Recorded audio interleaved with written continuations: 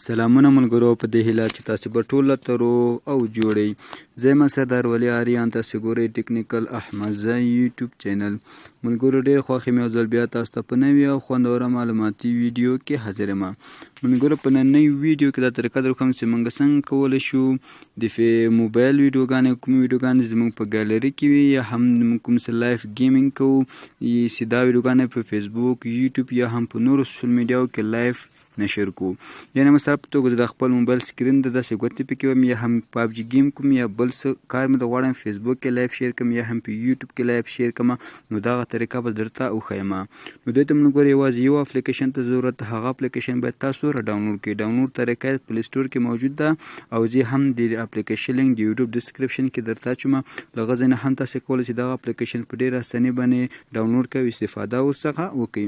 ورته زه د ویډیو طرف ویډیو شروع کوو چې موږ څنګه کولی شو د موبایل سکرین یا هم د ګالري ویډیو یا هم کوم گیم چې موږ کوو فیسبوک، یوټیوب یا هم نورو سوشل میډیاو کې لایف شیر کوو. نو له موږ سره اوسیږئ.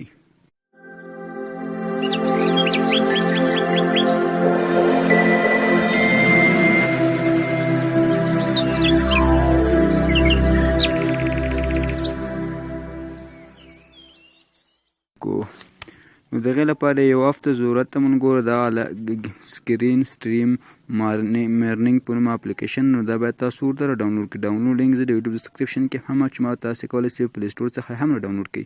نو سمپل به دغه را خلاص کړئ. نو لږ ورته ویټ کېږو ملګرو. د اپلیکیشن یو څه پرمیشن موږ څخه غواړي، هغه پرمیشن باید دغه اپ ته موږ ورکړو. نو دا لیکلي یس اګري، نو دغه اګري به ورته ټیک مارک ورته لیکلي اوکې. نو دلته به څنګه کوو یو پرمیشن ورکړو، دا به هم ورته الاو کوو، دا هم څنګه کوو اوکې کوو. دې څخه وروسته موږ دغه پرمیشن غواړي الاو پرمیشن، نو دغه پرمیشن ورته الاو کوو، شاته به بیک راسو. نو لږ لوډینګ کوي، لږ ورته ویټ کېږو ملګرو چې دا خپل لوډینګ خلاص کړي.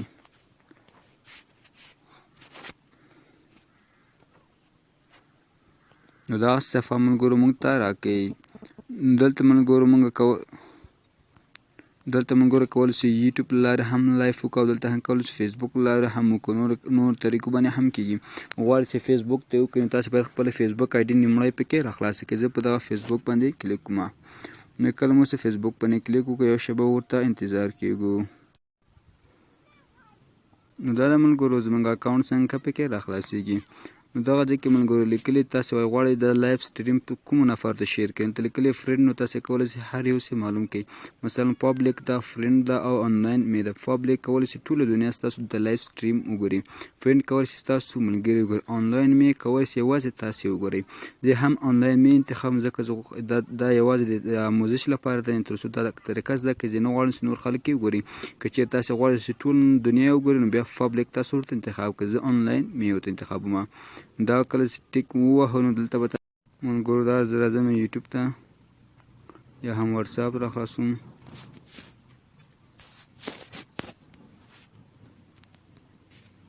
یا هم راځم ملګرو ټلګرام ته. هغه ستاسو زړه ده ملګرو چې کومه سوشل میډیا ستاسو خوښ یې هغې ته راشئ. مثلا په توګه ګالري کې راځم، په ګالري کې یوه ویډیو پلی کوم. مثال په توګه دغه ویډیو ده زه پلی کوم.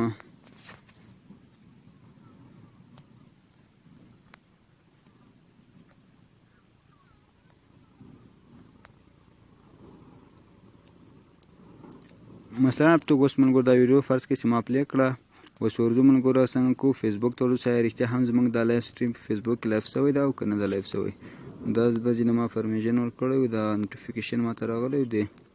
اوس ورځم دلته خپله آی ډي ته ورځم.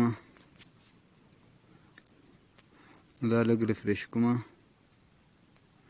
اوس ریفریش څخه بعد لاندې راکښته کېږو ملګرو. هغه خپل هغه ګورو لایف سټریمز. آیا رښتیا هم هغه لایف سټریم شته او که نه شته دی. نو دا د ملګرو تاسو ورته وګورئ سردار ولي څنګه ده اوس لایف روان ده. ما کومه ویډیو چې موږ لایف چلنده کړې هغه څنګه دا د ملګرو اوس دلته لایف روانه ده.